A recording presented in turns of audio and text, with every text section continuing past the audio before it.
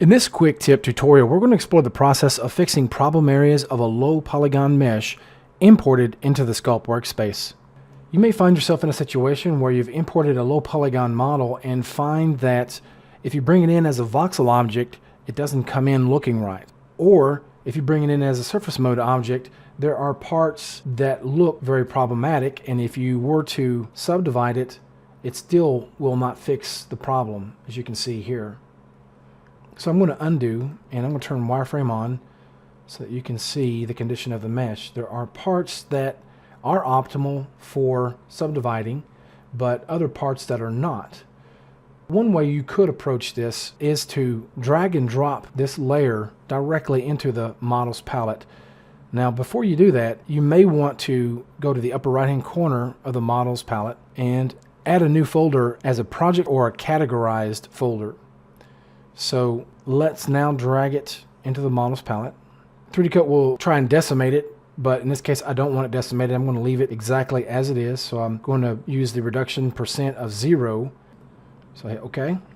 And now we have our object. Now if we go into the Retopo workspace, we can use the same models palette to access this particular object, and click on that. We can bring it right into the scene and hit apply. I don't have to because I already brought one in. Let me hit escape.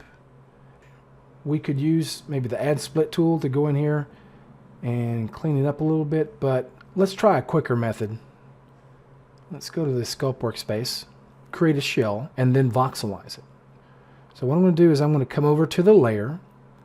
If you have a lot of different layers like this, you can just hover over the object and hit the H key, and 3D Coat will automatically select that layer. Now with that selected, I'm going to right click and I'm going to choose Thicken. The default value is 4, but that's way too much for this object, so I changed it to 0.5 and I'll hit OK. Now you'll see that 3D Coat created a shell. With that done, I can now either switch to voxel mode, or I can have 3D Coat voxelize it temporarily and switch me back to surface mode all on the fly by hitting the enter key. So I'll do that now. I hit enter. 3D Coat is asking for an estimation of the resolution that I want when it voxelizes the object. In this case, let's go fairly high with 500K. And then hit OK. I'll turn wireframe off, and you can see that looks great. Let's try it one more time. I'm going to hover over this other object and I'll hit H. 3D Coat will select that layer. I'll right click and choose Thicken. OK. Enter. Let's go a little bit higher because this has more detail actually. So I'll go 800K. Shazam.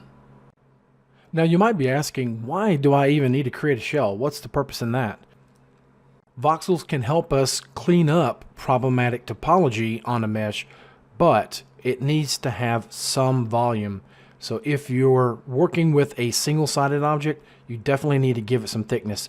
If your object is closed, then you do not. You can just go ahead and voxelize it straight away.